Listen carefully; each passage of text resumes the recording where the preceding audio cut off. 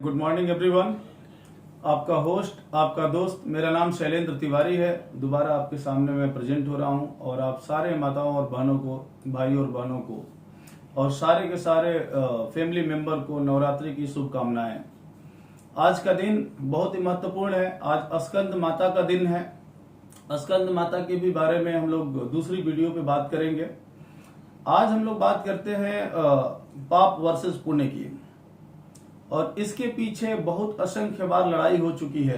इसके पीछे बहुत बार लड़ाई हो चुकी है। ये लड़ाई है सम्मान की। मजे की बात है कि जो धर्मात्मा प्रवृत्ति के लोग हैं, जो पॉजिटिव माइंडसेट के लोग हैं, वो हमेशा ही पॉजिटिव माइंडसेट के ही तरीके से अपना नित्य कर्म करते हैं और सारे के सारी एक्टिविटी को करते हैं। परंतु जो बुरा कर्म करने वाले हैं, उनके दिमाग में हमेशा ही नेगेटिविटी बुल्स हमेशा फाइट करती है।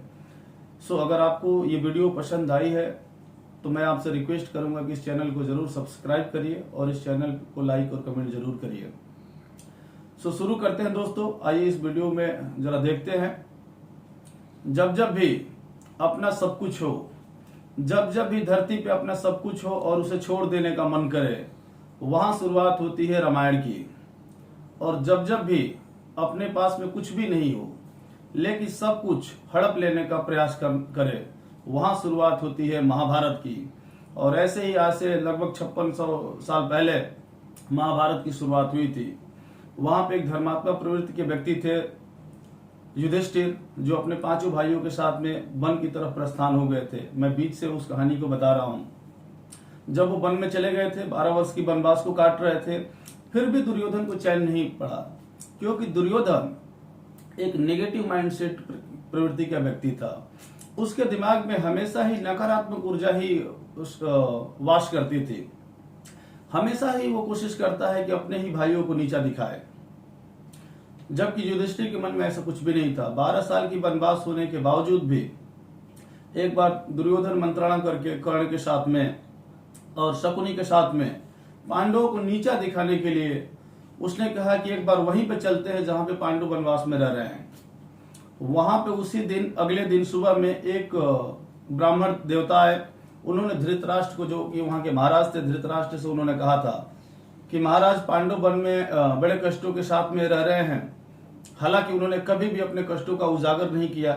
मैं अभी उनसे मिला हूं। वो हमेशा ही अपने भाइयों के प्रति प्रेम को छलकाते हैं। तो क्यों ना एक बार उन लोगों को दोबारा से बुला लिया जाए राज्य में। ये बात सुनकर के धृतराष्ट्र को कष्ट तो जरूर हुआ, लेकिन वह भी चूंकि अपने पुत्र प्रेम इतने लीन थे कि उनको भी सही और गलत का निर्णय करने में दिक्कत हो रही थी। और वहां दुर्योधन ने उनको जाकर के कन्विंस कर लिया कि मैं जा रहा हूं अपने पशुओं को देखभाल के लिए मैं वन में। और पशुओं को देखभाल करने के स्ट्रेटेजी के बहाने उन्होंने धृतराष्ट्र को भी एग्री कर लिया कि आपको जाना चाहिए। फिर दुर्योधन वहां पे वन में 2 अक्षौहिणी सेना के साथ में, अंगराज कर्ण के साथ में, शकुनी के साथ में, ये वन में चले गए पांडवों को नीचा दिखाने के लिए। और जहां जिस वन में पांडव रहते थे, उन्हीं के निवास स्थान के निकट में उन्होंने अपना निवास स्थान, राजशाही निवास स्थान को बना लिया। और उस निवास स्थान को बनाने के बाद दुर्योधन ने अपने सैनिकों को आदेश दिया कि आप सारा का सारा, जिस तरीके से हम उत्सव राज्यसभा में मनाते हैं, जिस तरीके से उत्सव अपने राजधानी में मनाते हैं, उसी तरीके से मंडप को सजाया जाए ताकि हम पांडवों को नीचा दिखा सके। अब दुर्योधन चूंकि युवराज था, उसकी आज्ञा को मानते हुए सारे के सारे सिपाही एक वन की उस जगह पे पहुंच गए जहां पे पांडव रहते थे। वहीं पे एक नदी बहती थी और उस नदियों की देखभाली के लिए जो गंधर्व थे, जो देवताओं के प्रतीक माने जाते थे, जो महाबलशाली थे, उस नदी और उस वन की देखभाल करते थे। और वो सिर्फ एक ही व्यक्ति का आदेश मानते थे, वो थे देवराज इंद्र। वो दूसरे किसी का आदेश को नहीं मानते थे। तो सैनिकों ने कुछ लकड़ियां काटना स्टार्ट किया। इस पे गंधर्वों ने उनका विरोध किया। गंधर्वों ने जब विरोध किया तो जाकर के सैनिक दुर्योधन को बताए। तो दुर्योधन अपने घमंड में इतना चूर था कि उन्होंने गंधर्वों पर आक्रमण कर दिया। पूरी सेना के साथ में गंधर्वों पर आक्रमण कर दिया। और गंधर्वों को भी कोशिश करे कि चारों तरफ से इनकी सेना घेर ली। अंगराज कर्ण, दुर्योधन और शकुनी और गंधर्वों के बीच में बहुत भयंकर युद्ध हुआ। चारों तरफ से तीरों की बारिश होने लगी। उधर गंधर्वों में भी चूंकि वो अत्यंत शक्तिशाली थे, अंगराज कर्ण को चारों तरफ से उन्होंने घेर लिया। अंगराज कर्ण भी चूंकि गुरु परशुराम के शिष्य थे, उनके पास में भी शस्त्रों की कोई कमी नहीं थी। बहुत देर तक अंगराज कर्ण गंधर्वों से लड़ते रहे और कई हजारों गंधर्वों को अंगराज कर्ण ने मार दिया। जब अपनी सेना को इस तरीके से विनाश को देखते हुए जो गंधर्वों का राजा था चित्रगुप्त वहां पे आए और चित्रगुप्त ने स्वयं अपने हाथ में इस बागडोर को पकड़ ली और अंग राजकर्ण को चारों तरफ से चित्रगुप्त ने घेर लिया अपनी सेना के साथ में। उन पे तीर, तलवार, गदा, कटार, हर चीज की बारिश होने लगी। अंग राजकर्ण के रथ के घोड़े को और रथ को कई टुकड़े में विभक्त कर दिया गया, कई टुकड़े में काट दिया गया। अंगराज के भी सीने में बहुत सारे तीर लग गए और अंगराजकर्ण बहुत ही घायल हो गए थे। अब वो युद्ध करने के लायक वहां पे थे नहीं, उनकी वो स्थिति उस समय पे ठीक थी नहीं। तो अंगराजकर्ण ने बगल में ही किसी के घोड़े को देखे, घोड़े पर सवार होकर के वो हस्तिनापुर की तरफ भाग गए, युद्ध को छोड़ करके वो भाग गए। शकुनी भी वहां से पलायन कर गए। जब अंगराजकर्ण को भागता देखे तो कौरव की सारी सेना, दुर्योधन की सारी सेना वहां से भाग खड़ी हुई। अब दुर्योधन अपने मद के चूर में घमंड के कारण वो गंधर्वों से लड़ाई करता रहा। इसी बीच में गंधर्वों ने दुर्योधन को पकड़ लिया, दुर्योधन को पकड़ करके बंदी बना लिया और लगे हाथ गंधर्वों ने दुशासन को भी बंदी बना लिया। जब इस घटना को दुर्योधन के सैनिक देखे तो बहुत ही व्याकुल हो गए। अब वो जाकर के पांडवों से मदद मांगने लगे। इसी को बोलते हैं बड़कपन। पांडवों से जैसे ही वो मदद मांगने के लिए सैनिक गए तो भीम, चूंकि उनके पास में सहस्त्र हाथियों का बल था, क्रोधित स्वभाव के भी थे, भीम ने कहा था कि बिल्कुल भी भैया हम इनके आदेश को नहीं मानेंगे। दुर्योधन ने हमारा कभी भी कोई भलाई नहीं किया है, वह आया भी था हमें नीचा दिखाने के लिए, तो हम उसकी सुरक्षा क्यों करें। लेकिन धर्मात्मा युधिष्ठिर ने कहा कि देखो, घर में लड़ाई झगड़ा चलता रहता है, ऐसा दुनिया में कोई भी परिवार नहीं जिस परिवार में थोड़े से लड़ाई झगड़ा और कलेश न हो। लेकिन इसका मतलब ये नहीं है कि हमारी फैमिली के किसी बहू बेटियों को कोई उठा करके लेके चला जाए तो हम लोग बर्दाश्त करेंगे, ऐसा भी नहीं होना चाहिए।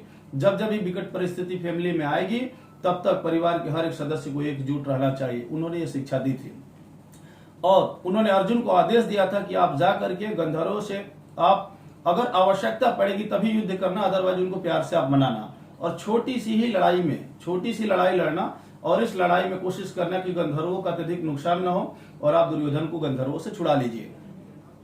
उसके बाद अर्जुन, भीम, नकुल, सहदेव, युधिष्ठिर सारे के सारे लोग गंधर्वों से युद्ध करने चले गए।